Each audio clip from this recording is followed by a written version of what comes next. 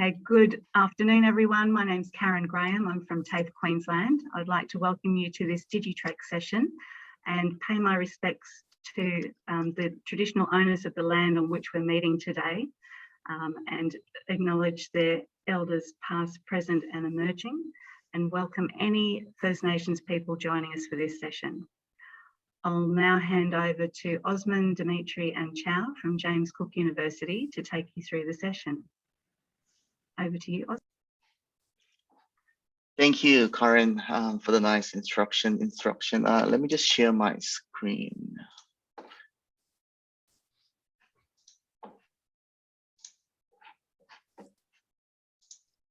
Everyone can see my screen? Yeah, it's good. Yeah. All right, thank you. As Karen said, my name is Euijoon. You can call me Osman. I'm a lecturer at the College of Science and Engineering, particularly in discipline of information technology at James Cook University, based in Cairns. First of all, I'd like to thank Karen and our event organizing team for giving me an opportunity to talk about my research. The title of today's talk is AI for Biomedical Image Analysis and Digital Health.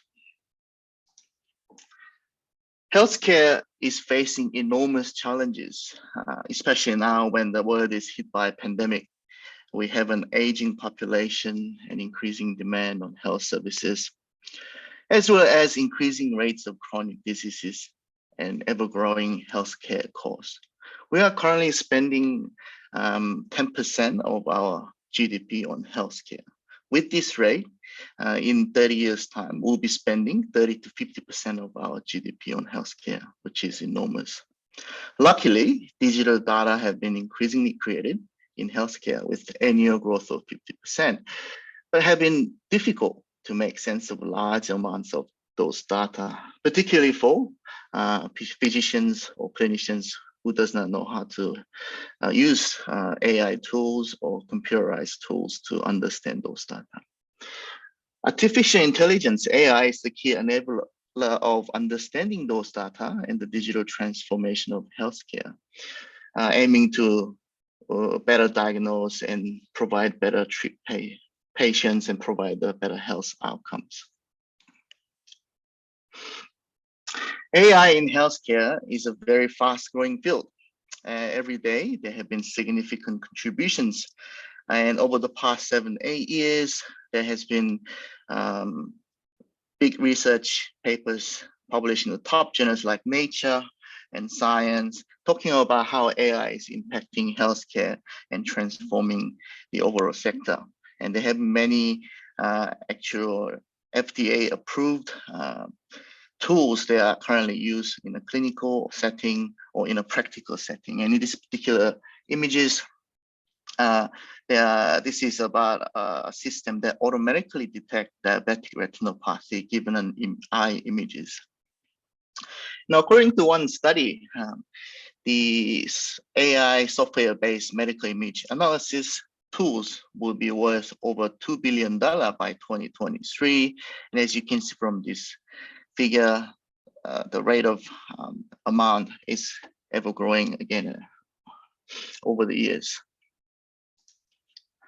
There was a study by a well-established publisher magazine called IEEE Spectrum that compares the diagnostic performance between AI and doctors.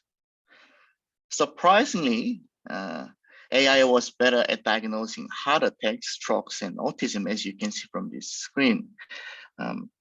If you look at here, the more the left, AI is more likely to win and better at diagnosing these particular diseases. If it's in the middle, AI and doctors are performing as equally as. And if it's on the right side, more the right, doctors are better at diagnosing these particular diseases. So when it comes to diagnosing brain cancer, they are equally good, both with AI and doctors. However, on the other hand, when it comes to diagnosing general diagnosis, doctor was better. This is perhaps more likely because AI is good at predicting or understanding what they've seen only, whereas doctors will be able to comprehend overall things that were not seen before, and based on their experience, they can better diagnose. So these AI technologies are now being developed into actual product, and there are now many healthcare AI startups. And currently there are over 90 plus healthcare startups that are rapidly growing. What they are doing here is that they want to improve, of course, diagnostic accuracy, gain new knowledge, or even understand new diseases. And AI-driven imaging diagnostic solutions are most representative among all in this particular diagram, followed by drug discovery. And these companies are rapidly growing to understand and to provide also personalized healthcare. And some of them are also used for better understand our DNAs. And of course, some are used to better predict risks, the analysis of certain diseases or risk rates of particular patients or mortality rates, so that they can provide better treatment to those patients as well. So it is not only startups anymore, but even big corporate companies such as IBM, Amazon, Apple, Microsoft, they are all also heavily focusing on healthcare sector since around 2015 and 16. And the former CEO of IBM, Ginni Rometty, once said that healthcare will be our next moonshot that they've been heavily focusing on ever since. And through the data collected, your mobile phone and smartwatches, actually AI is right next to you, that they want to give you a better personalized alert if something's not going wrong with you. And if your data collected not normal, they want to give you a better guideline for your managing your healthcare as well. Now, I'd like to go through some of different AI examples with medical imaging data and discuss about how they are impacting and improving the healthcare. Unfortunately, Australia has one of the highest rates of skin cancer in the world, thanks to the wonderful sunny weather we have here. And luckily, there have been significant, however, amounts of efforts and work to develop AI tools that can detect malignant skin lesions automatically and correctly. And similar to the example I showed earlier, there was a study that compares the accuracy of human readers and AI algorithms on diagnosing skin lesion images. This was an open web-based international diagnostic study, and diagnosis performance from 511 human readers from 63 different countries were compared with 139 different algorithms. The results show that the algorithm achieved a mean of 2% more correct diagnosis. And the top 3 algorithms actually outperformed 27 human readers who had over 10 years of experience by 7%. This is another example, particularly related to COVID-19. And since the outbreak of COVID-19, of course, people have been working hard to apply AI to fight against the pandemic. And this is one of the examples that was used to develop to predict early recovery time of COVID-19 patients. So deep learning model, AI model algorithm, was developed using CT scans of your chest, together with other various patient information such as symptoms, comorbidities, biomarkers, and treatment scheme, which was collected within 48 hours of their admission time. To predict recovery time of COVID-19. So the data from 3,008 patients show that actually can successfully predict the recovery time and achieve the average error of 4.5 days. So what does it mean? So by being able to early predict the recovery time, they can provide the optimal treatment scheme and plan for particular patients. And ultimately, they can actually reduce the overall admission time or length of stay at the hospital.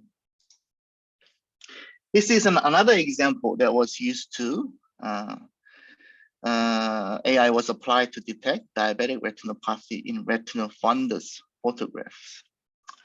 As you may aware, diabetic retinopathy is a complication of diabetes. And if you don't treat it early, you can get blind as well. And 28.5% among diabetes patients suffer from this particular disease. And as I mentioned earlier, there was a study that also compared the performance between this AI algorithm and doctors. And the results show that deep learning algorithm had higher accuracy than some of them for detecting diabetic retinopathy. And what does this mean is nowadays it's not necessarily AI is replacing doctors or showing that we are better than some of the doctors, but at the moment they are currently being used to reduce the workload of clinicians who can simply quickly check rather than spending a lot of time to go through all those cases, because the AI can give a second opinion to them. So this will kind of improve their workload and efficiency of overall healthcare workflow. This is another example that was used to detect metastasis in women with breast cancer. This particular task was to detect skin cancer in these cells, skin cells, which are inside these yellow boundaries, given these particular images. And this is the one done by a human, manually delineated this area. And 3 images next to it was the results generated by AI deep learning algorithms. And the results show that some of deep learning algorithms actually achieve better diagnostic performance than a panel of 11 pathologists. So all of these examples show that the performances of AI algorithms are quite equivalent or better than human doctors. But as I mentioned, they are not actively used at the moment or replaced. They're not yet replaced doctors or something like that, but they are being used to help clinicians and provide second opinions. Now I'd like to talk about some of my recent projects and research related to healthcare. And this particular image here is me, my face, measuring heart rate automatically using facial videos only. So conventionally, if you want to measure those vital signs, what you need to do is you have to wear these manual cough-based equipments, which could be inconvenient and uncomfortable, subject to variability. And therefore, during the pandemic, particularly where people cannot go to actually hospital to measure those vital signs in front of doctors, there was a strong need that they want to measure those vital signs in a complex manner and also conveniently and comfortably. So with the advancement of AI technology, together with high resolution video cameras, there has been a method to measure cardiovascular activity signals by monitoring blood flow changes under the skin. The limited light can be captured externally by optical sensor. Here it can be an iPhone or iPad cameras, from which one can visualize the quantity of hemoglobin protein in the blood and melanin pigment in the skin. In simple word, we can now capture the color changes on your skin and translate those information into actual vital signs. So this is a very simple schematic of our deep learning model that we made to detect and measure the vital sign using facial video. As you can see here, videos are captured through iPhones in our case, and we detect certain areas of face, not necessarily everywhere. And in this particular image, this lady is wearing a glass, which we don't want to take that into consideration. So we removed those information and put those all information into a deep learning model where we translate into actual vital sign heart rate. This particular method and approach we developed was recently accepted by one of the best AI conference called Triple AI. And this is a quick demo video. Let me just play. See, currently the face video is playing and recording. And if you look at the top of this section, the heart rate is showing in real time based on what they are capturing from my face. So imagine this is being used in a Zoom setting where doctor and patients are sitting and talking in a online environment. This will make everyone can be used to provide better health management tools. So far, we evaluated our method on heart rate estimation using public data sets, and the results show that our method was able to estimate the heart rate with an average mean absolute error score of 3.6 beat per minute. So what does it mean is when we discuss with our collaborating clinicians at the hospital, the manual equipment you use, you wear, and they also have an error score of similar score like 3.6. This means that our approach is as equally as good as those manual methods. And we demonstrate the development of our AI-based remote heart rate estimation method using facial videos. And we believe this will enhance the remote patient monitoring capability and improve the overall quality of medical care. This was a project when I worked together with the hospital in Sydney called Nepean Hospital. And we are also trialing this particular method on real patients as well. And now we are extending this work to automatically measure other vital signs, including blood pressure, oxygen saturation, and even detect pain and depressions as well. So altogether, this will provide a comprehensive and remote patient monitoring tool that can be used for the patients who are not at the site. Now, I'd like to talk about a slightly different project. I thought this might be interesting for everyone who might be listening here, and particularly for Queensland and Australia as well. I like to remember the last time you went to emergency department. Probably most of you don't want to think about because obviously it wasn't a good experience or memory. But I'm sure you guys must have waited way too much, and you should have probably received the care earlier.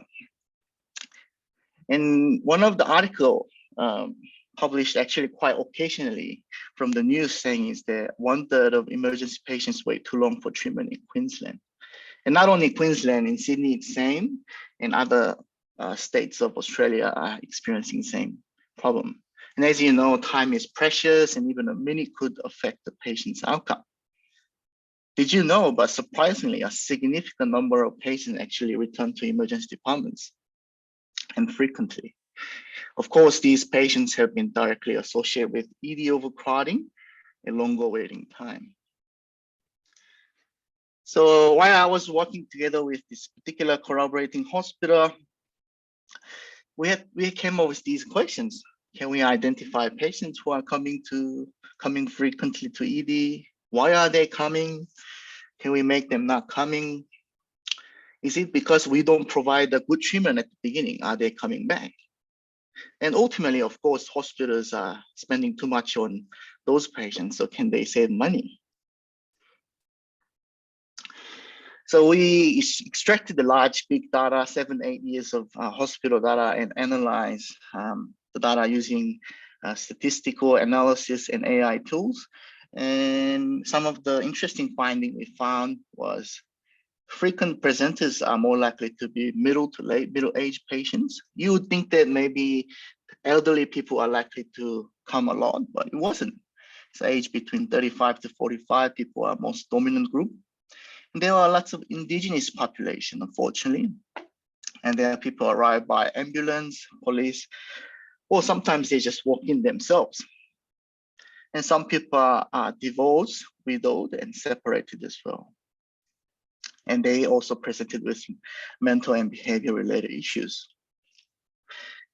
And these findings are actually quite consistent with other studies conducted in Australia, in Perth and Melbourne, and I'm sure it's also very similar here in North Queensland as well. So when I moved to Cairns here in North Queensland 4 months ago, I couldn't find the GP, and I realized there are very limited healthcare resources as well, and this could be relevant for those people why they are going to ED very often. And to be able to find out those patterns, we also develop a interactive visual dashboard that we can better understand those characteristics of those patients. This particular one shows where those patients resides more. Darker the color show where the more people are living there. We also develop a deep learning model that identify the at-risk patients and improve overall prediction accuracy. So I think that's everything I've prepared. Do we have any audience outside that have any questions? Just wondering. If any of the participants have any questions, you can pop them in the chat. Otherwise, we will say thank you. And that was very informative. Just shows where those digital skills can be applied to resolve issues in different communities in different ways. And now, if there's no questions, we'll move on to the next presenter. Good afternoon, everybody. I'll try to share my screen now.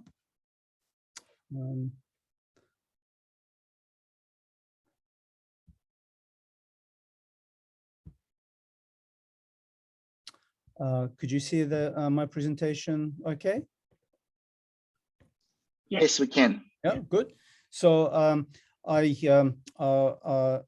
when I was preparing for this talk, I thought I'll flip the standard order, and I'll talk about interesting things first, and then introduce myself later. So something like that.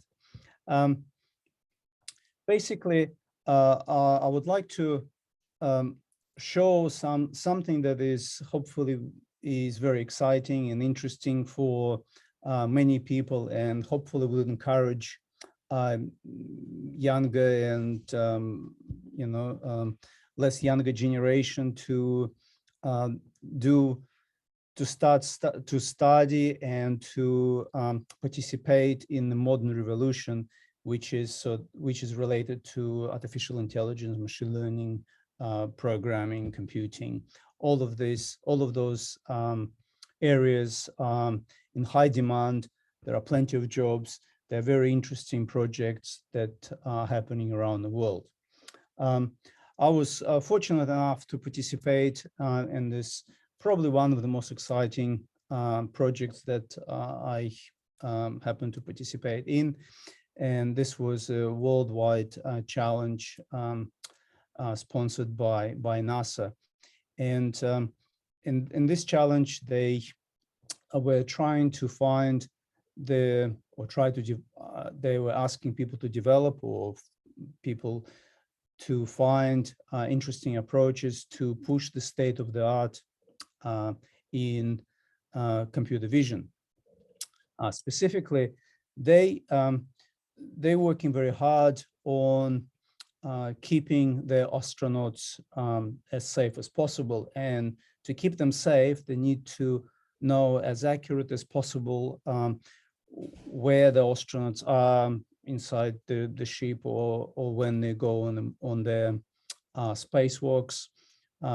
And this is very important because they need to know that the cables and supporting infrastructure is not interfering or not endangering the astronauts.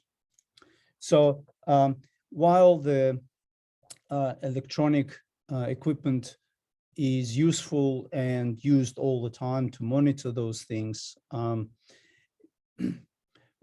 because of the various conditions, NASA always looking for ways of for ways to duplicate certain things to provide more robust approach, for example, for monitoring the astronauts. And computer vision is probably one of the first things that comes to mind to many people. So, and it is extremely cheap, very simple, and could be one of the additional tools that could be used for monitoring and helping the astronauts. So the challenge had 3 stages. One stage was so-called, in computer vision, semantic segmentation, where for every pixel on the picture, you need to identify what that pixel is. And semantic stands for basically labeling it. The examples, example on the bottom right is sort of a training example, one of the training examples that have been provided. So where you have the astronaut, quite a nice clear picture floating in space, and it's been, the outlines of that astronaut was done manually. The challenge is that in real life, things are not as crisp and as easy as they are should be, I suppose. A typical picture could be very blurry.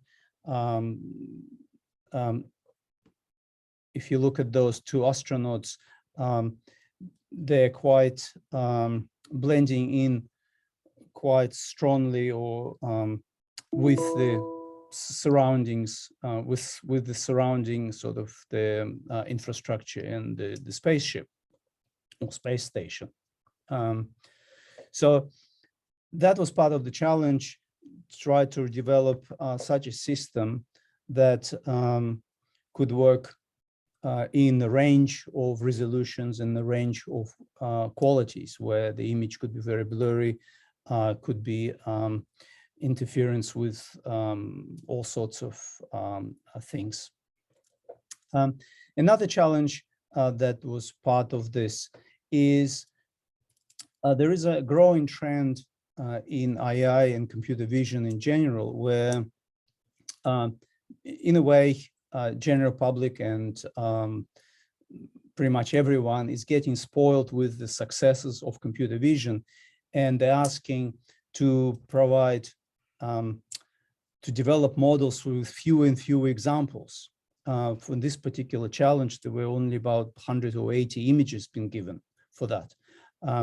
And that is a typical, and that is a current trend in computer vision, while in the past, thousands and thousands of pictures of a particular cat or a dog or whatever, or a pencil was given to you. And these days, it's almost trivial to train deep learning computer vision to help you identify or locate those items.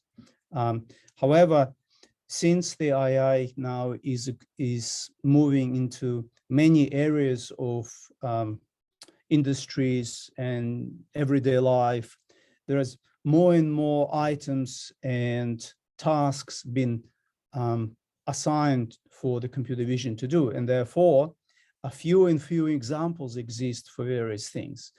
And that's a very interesting challenge that is currently many people around the world are working on, and it's very interesting to work on. So this is one example of the task 1, where semantic segmentations basically identify specifically where each astronaut is in the picture. So while the first task is relatively easy to understand and interpret, because anyone could look at the picture and a human could quite easily identify where they are, or maybe interpolate in the areas where a little bit blurry, like visually interpolate. The second task was just knowing where the astronauts are physically is important, but even more important to know where specific key points of the astronauts are. For example, the helmet, the base of the helmet, the arms, the elbows, knees. This is important because then that could be used to identify if astronaut is in the right, moving in the right direction, or it's positioned the right way, and things like that. So on the left, a picture on the left is some of the examples, the training examples, and a picture on the right, an example with the key points that we needed to be identified or from the photographs were manually annotated.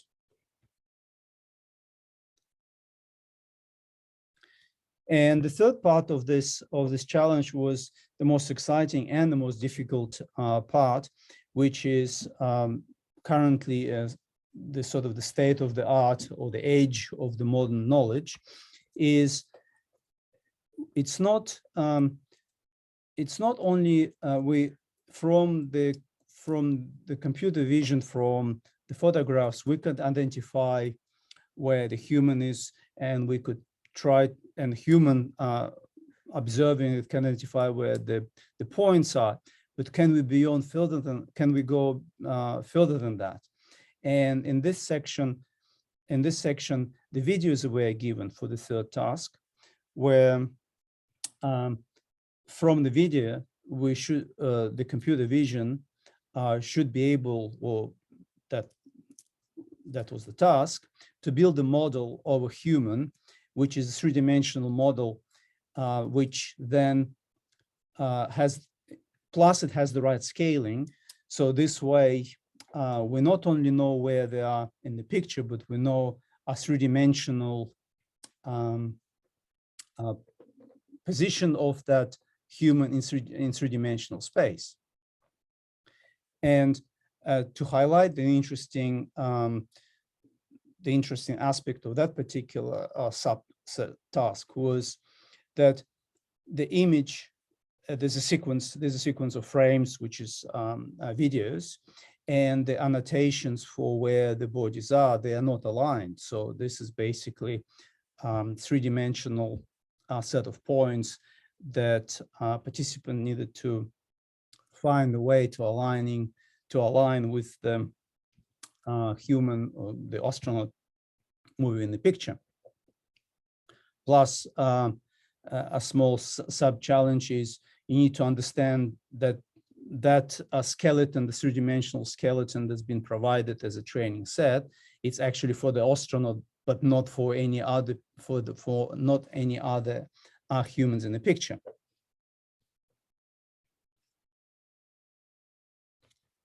Now I'd like to show a quick demonstration. I couldn't quite figure out how to embed this type of images in the presentation, so I will stop sharing, and then I'll start sharing a different section of my computer.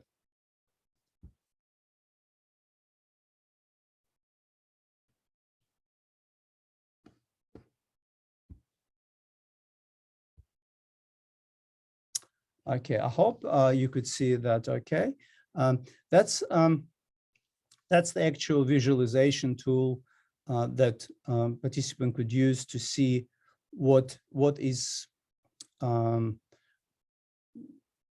to view what the annotations were and check their predictions.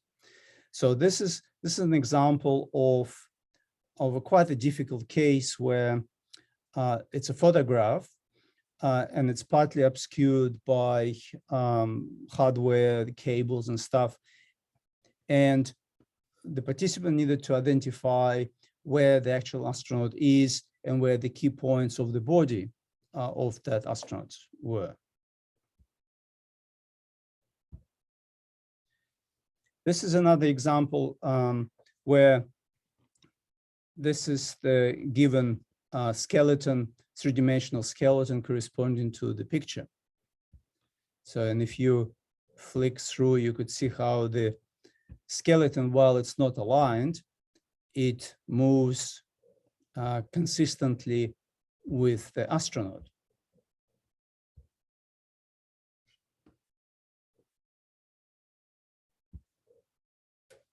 So now we'll go back to my presentation.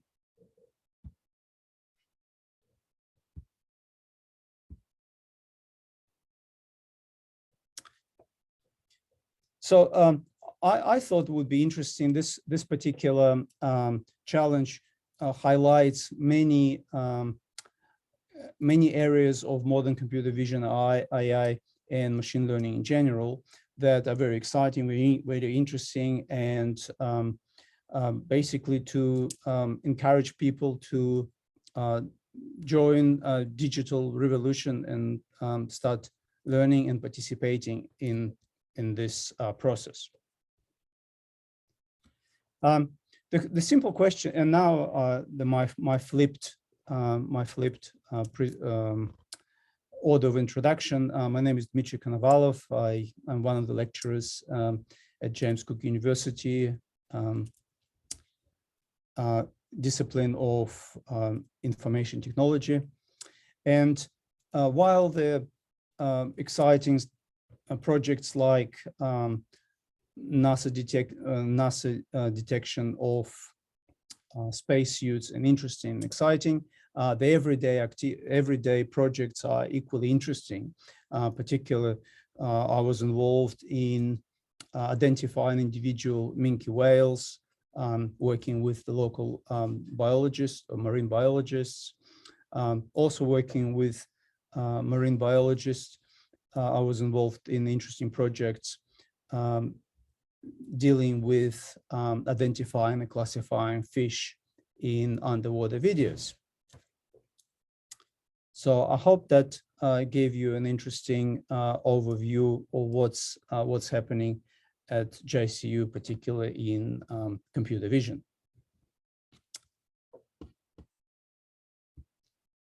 So if there are any questions, I'm happy to answer. I finished a few minutes earlier than so we have time for a couple more questions if there are any. Thank you, Dmitry. If there are any, if you'd just like to pop them in the chat. Sure. Otherwise, people can follow up after the presentation and connect with you to talk through any of those questions and ideas related to space and the ocean floor. Once again, a really interesting demonstration of how different technologies are used across different applications to solve many problems. We'll now hand over to Chao Chen for his presentation. Cool, thanks, Karen. And all good with my screen sharing now? Hello? It's all good, yeah. Okay, sure, cool. All right, so yeah, my name is Chao Chen, and I'm currently a senior lecturer here at JCU from the IoT discipline. So previously, my colleagues Euijoon and Dmitry has introduced something about the AI's application in medical imaging and space. I'm going to introduce you something like the AI can also be applied on the cybersecurity side. At the same time, I will also introduce the dark side of AI when applying for the cybersecurity. So it's basically the security and privacy issues when we're using AI.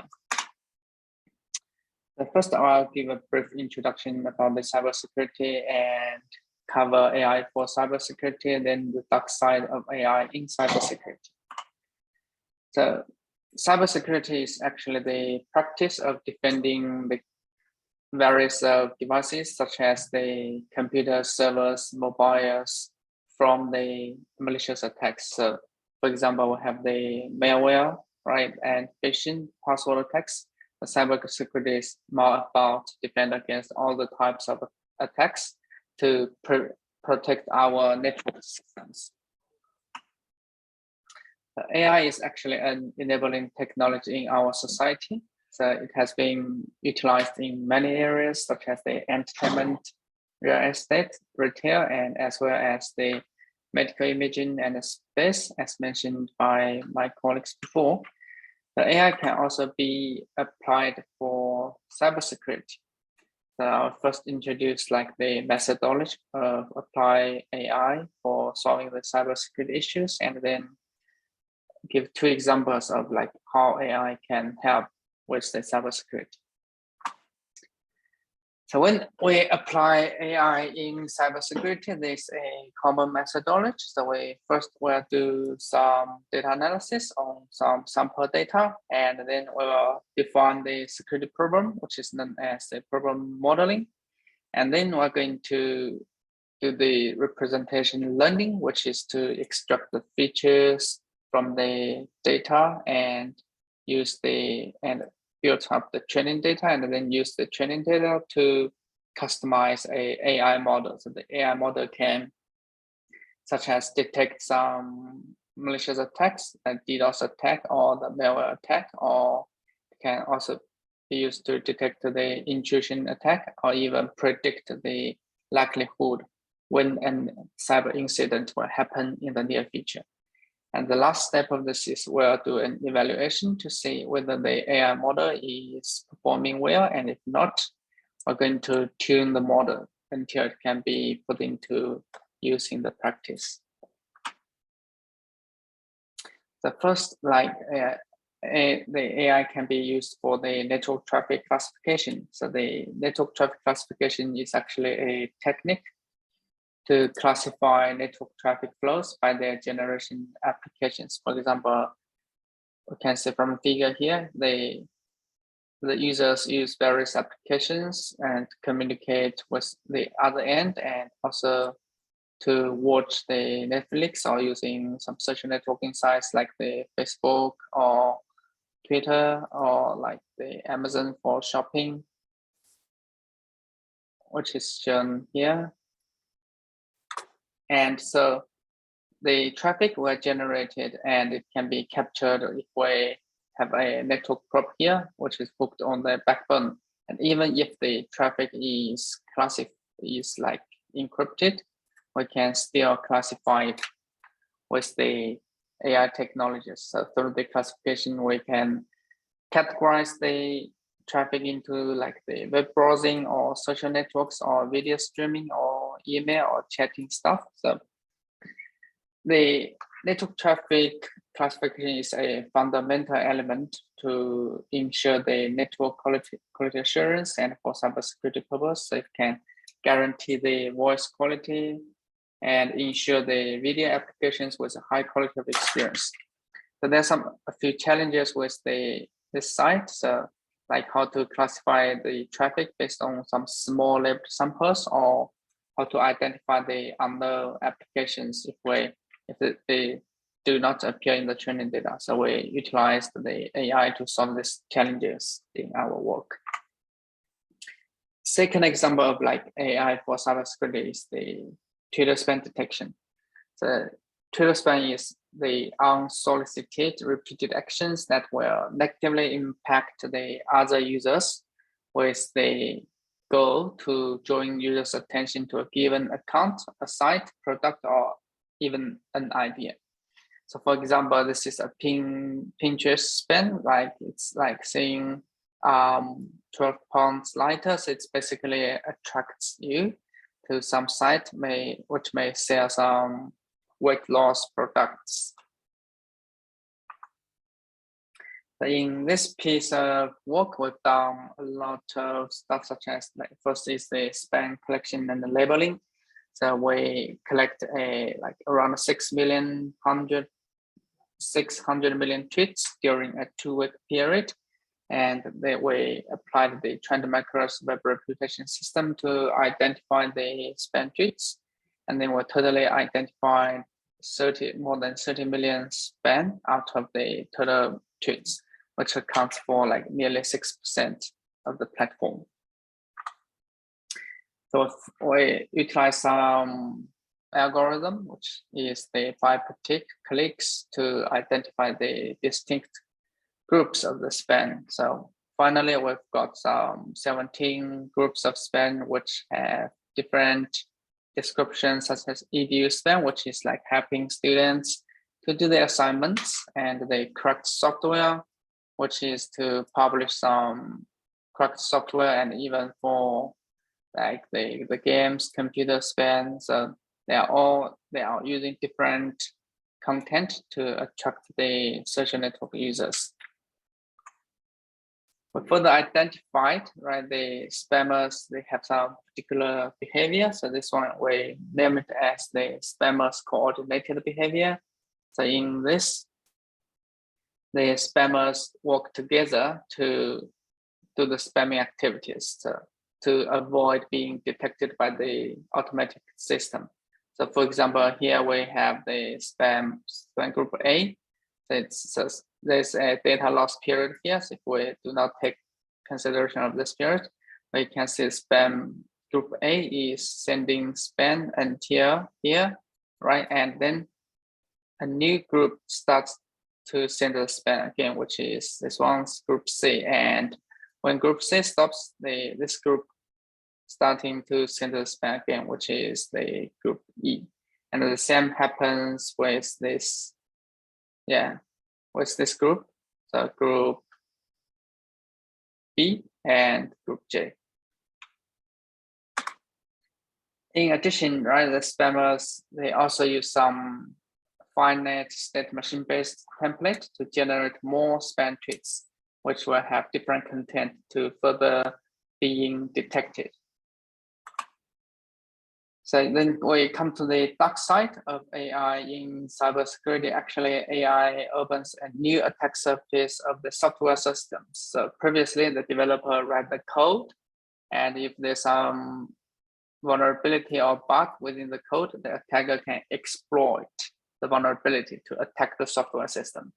But currently, since we are like embedding AI models in the programs, right? So this actually opens a new attack surface. So the adversary or attacker can conduct some attack targeting the model or targeting the data.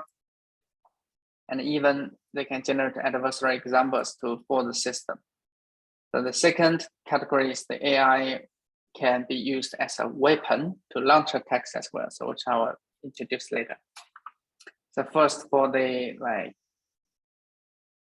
AI opens a new attack surface in the AI or machine learning software systems. So we have three things need to consider elements, which is also the three basic elements of cybersecurity. It is known as the CIA triad, so which standing for like confidentiality. It refers to like the organization's efforts to keep their data private or secret. So in practice, it's about controlling access to data to prevent unauthorized access. And integrity refers to the quality of something being whole or complete. So in the information security, integrity is about ensuring that data has not been altered or has not been tampered. Therefore, the data can be trusted. Availability means that the networks and systems and applications are up and running. So it's very straightforward. It ensures that the authorized users have timely, reliable access to the resources when they need it. According to the three elements, the attacks can be categorized as the inference attacks and the adversary machine learning. So I will not cover this part in today's talk, and mainly introduce you the adversary machine learning, which is to generate some adversary examples to fool the system. So an adversary example is actually a maliciously modified data example. So adversary example can create a perceptual discrepancy between the machine learning model and a human. And the malicious modification, which is known as perturbation, is imperceptible to the human. So in the example below here, right, we have a pandas picture. And if we add some perturbation, which is some noise like the RGB pixels, I will add the noise into this picture. the picture will become like this. So as our human eyes, it makes no difference to us. However, the machine learning system will classify the panda into given. So that's how the adversaries can fool the AI systems. The adversary attacks can have some physical impact. There's two videos showing here. So first, the adversary examples can be made into physical objects, and they can also be found in a variety of applications. Let me see, how can I bring the video up? It's not showing.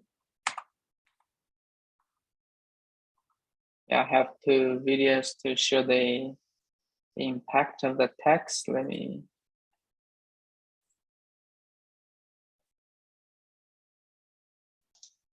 Yep, if I stop playing, I think it will work. So you can see the videos here, right?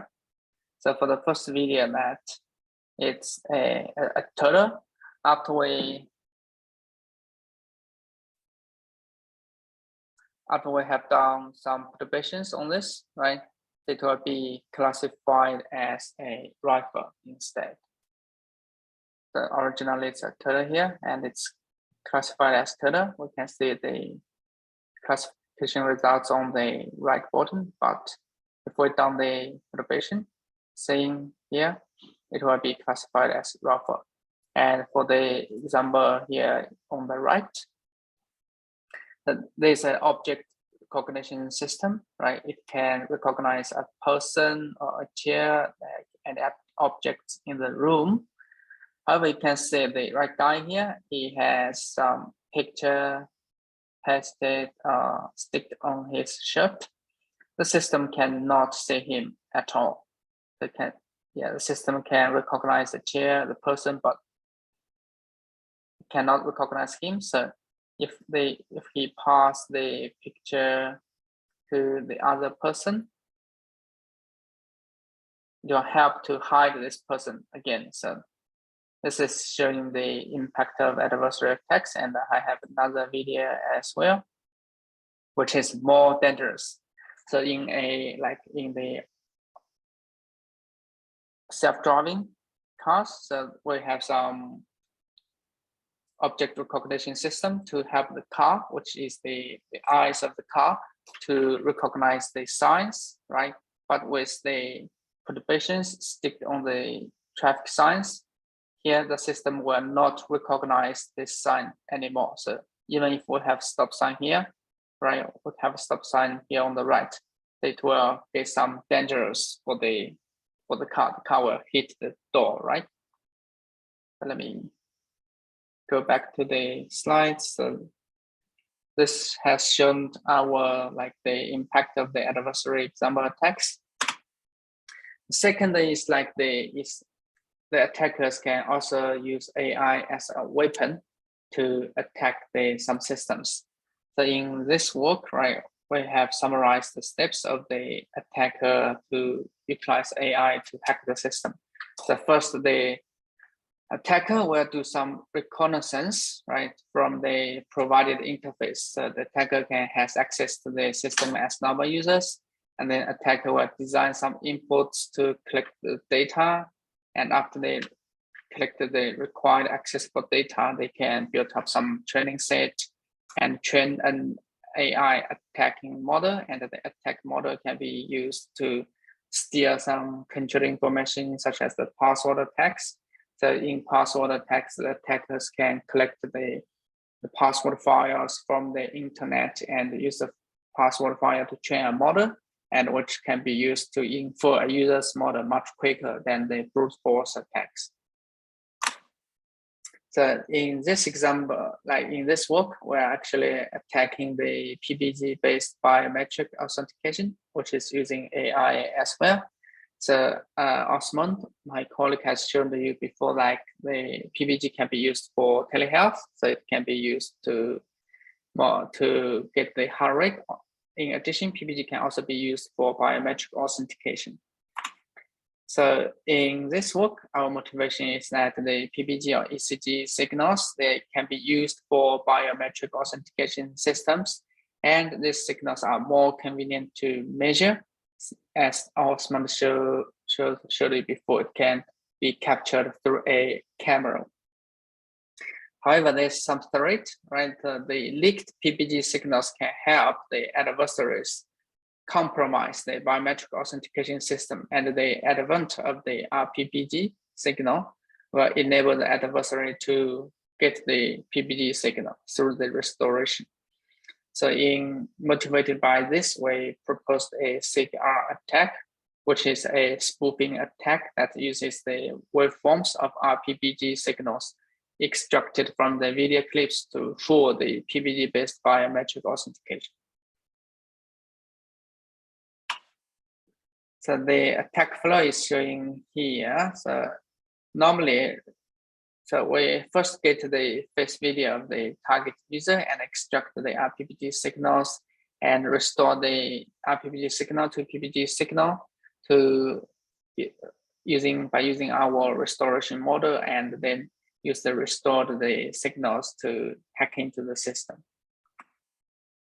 So the CKR model is utilizing the GAN network structure to get a better representation of the PPG signal. So the GAN is a very famous neural network in the AI field. So in this way, we have been utilizing AI to conduct some attacks. So this is the result showing that our attack has been very successful. So the attack successful rate is 0.57, which means that for every 3 attempts, we can get into the system. So there are also some defense to reduce such kind of risk, such as decrease the quality of the videos, which we will further investigate. So that's all for my introduction, so just in time. So any questions from the audience?